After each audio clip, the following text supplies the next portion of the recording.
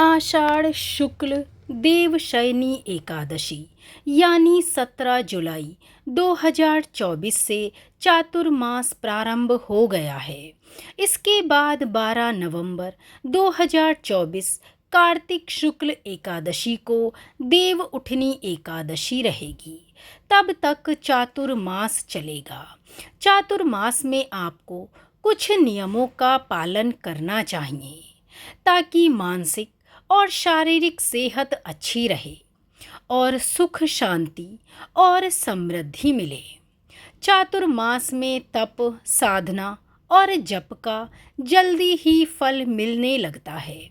साथ ही साधना और सिद्धियों के लिए यह महीने सर्वोत्तम है। चातुर्मास में कुछ नियमों का पालन करना बहुत ही आवश्यक माना जाता है। ऐसा करने से जीवन में सुख और समृद्धि आती है और वहीं आरोग्य की भी प्राप्ति होती है।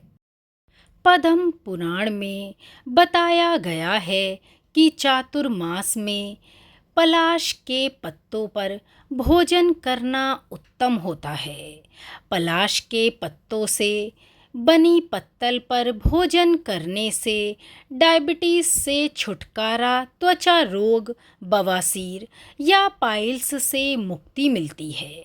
खून साफ रहता है और कई रोगों में फायदेमंद भी होता है। अगर पलाश के पत्ते नहीं मिल रहे हैं तो केले के पत्ते पर भी भोजन कर सकते हैं। चातुर्मास में पलाश के पत्तों पर भोजन करना शरीर की कई बीमारियों से रक्षा करता है। वहीं चातुर्मास 4 महीने का समय होता है।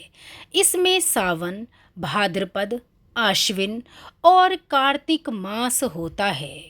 इसीलिए सावन मास में पत्तेदार सब्जियां जैसे पालक, साग आदि, भाद्रपद मास में दही, क्वार यानी अश्विन मास में दूध और कार्तिक मास में प्याज, लहसुन, अरहर और उड़द दाल का त्याग करना चाहिए।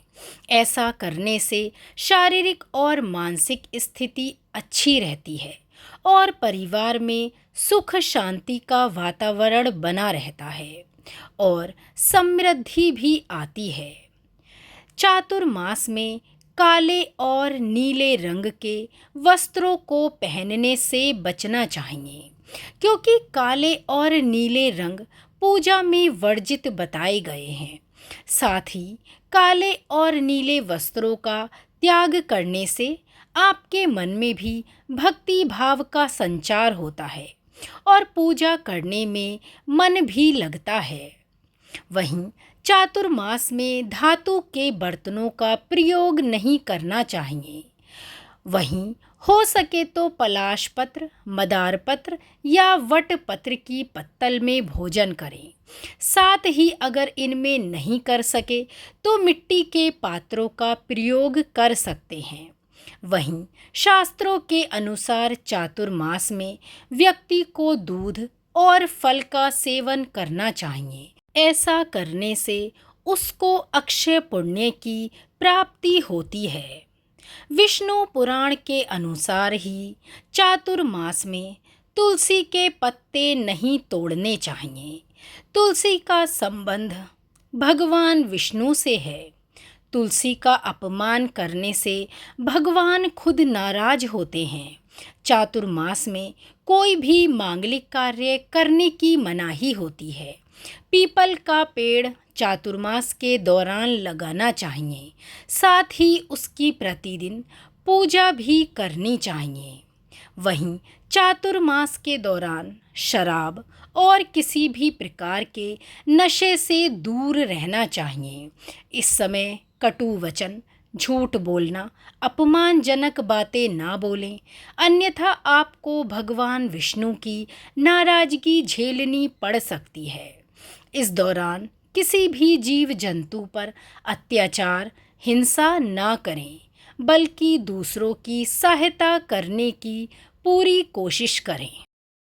चातुर्मास में भगवान विष्णु के क्षीर सागर में जाने की वजह से भगवान शिव के कंधों पर सृष्टि के संचालन का भार रहता है। ऐसे में सावन में शिव जी, भाद्रपद माह में गणपति जी, अश्विन में माँ दुर्गा और कार्तिक माह में माँ लक्ष्मी और विष्णु जी की पूजा करने वालों को कभी भी दुख का सामना नहीं करना पड़ता। चातुर्मास में मांगलिक कार्य नहीं होते, लेकिन इस समय पलंग पर शयन आप ना करें, ब्रह्मचर्य का पालन करें। ऐसा करने से देवी देवता नाराज हो जाते हैं।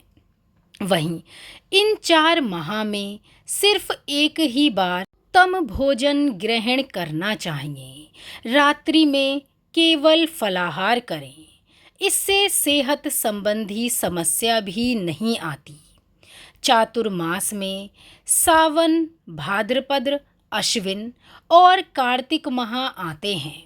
इन महीनों में शहद, मूली, परवल और बैगन और कढ़ी का त्याग करना चाहिए। दोस्तों, ये जानकारी अच्छी लगी हो तो इसे लाइक और शेयर जरूर करें। ओम नमः शिवाय।